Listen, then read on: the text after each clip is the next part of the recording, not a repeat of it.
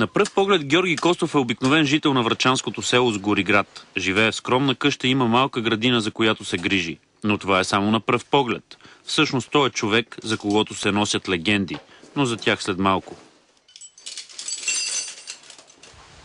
Иначе спокойно може да се каже, че този човек е жива легенда в един екстремен спорт – скалното катерене. Гьоко с Гориградски, както е известен в средите на катерачите, е напълно отдаден на страстта си и на това да изпитва възможностите си. Точно заради това се катери сам и без задължителното осигурително въже. Без да се замисля, Гьоко се съгласи да ни покаже на какво е способен. 68 година катера, 59 навърших сега, започвам 60. Катеренето си е тръпка. И то яка така. Не мога да живея без да катера и така. Като дете скалният призрак, така други наричат Гьоко, толкова искал да бъде алпинист, че отишъл на двуседмичен курс на Мальовица. Последвали обаче проблеми. Баща ми и майка ми никой не знаеше къде съм. Преди му отбой това става въпрос. Ще не съм се обадил къде съм, а той мисли, че съм на училище. Гьоко с Гориградски е участвал в много състезания по катерене и се е представил отлично. Въпреки това, така и не е приет в състава на несъществуващия вече национален отбор по алпинизъм. Това е и причината да не участва в големите български експедиции. Желанието му е било толкова голямо, че дори отишъл на летището и се е молил на ръководителя на експедицията до Еверест през 1984 година да го качат на самолета. Мислех, че ще пробия на нека катеренето. Не се получи, защото тия не идваха редовно на тренировки. Изпожениха се, взеха да учат войници и разни такива.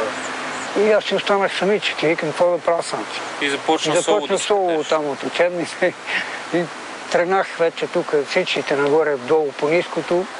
И след това отех на Централната през Обявата, втори конгрес. Първо на втори конгрес да мина. След това Обявата, втори конгрес Народна армия. Това са имената на някои от най-популярните турове на централната стена във Врачанския каньон.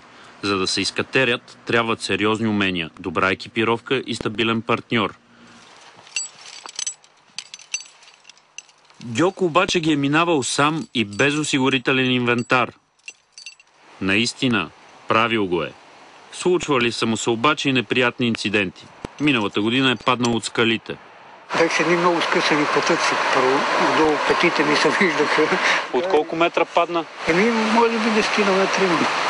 Добре съм бил, още търча тук нагоре. Не трябва ли човек да е поне малко луд, за да го прави това, което ти правиш? Мисля, че не. Не подценявам обекта. Решавам и казвам, че ще стане и става. Виждам пътя, самия път по маршрута къде е. Да мисля за падане или за такива. За такова не мисля въобще. Аз почна мисля само за това. Трябва да падам всеки път.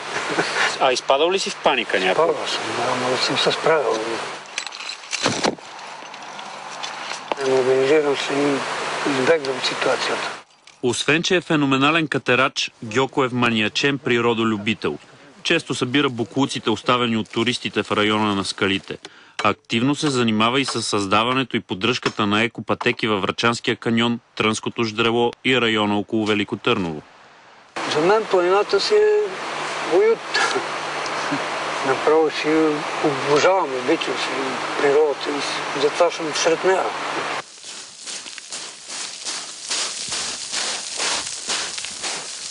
До града ми е кофти да стоя. Какво да правя от този град? Може би тук ми е фърлен пъпа, така ме е разправила и майка ми. Докато има скали, трябва да съм жив и здрав, да ги катера и това. И да се завръщам от там, където съм тръгнал, жив и здрав. Трудно се отказва човек. Не може да спреш. Като се запаля един път, както съм се запалял в главнята, като пламне, няма гасене. Гори до край. Най-добрият катерач, казва Гьоко, е живият. Той е човек, който е жив във всеки смисъл на тази дума. Винаги усмихнат, не спира да се катери и да забавлява с историите си любителите на врачанските скали. Има хора, които тежат на гърба на този свят. Има и други, които носят на плещите си теглото на света. А Гьоко със сигурност е от последните. За тази сутрин Степан Хинлян, BTV.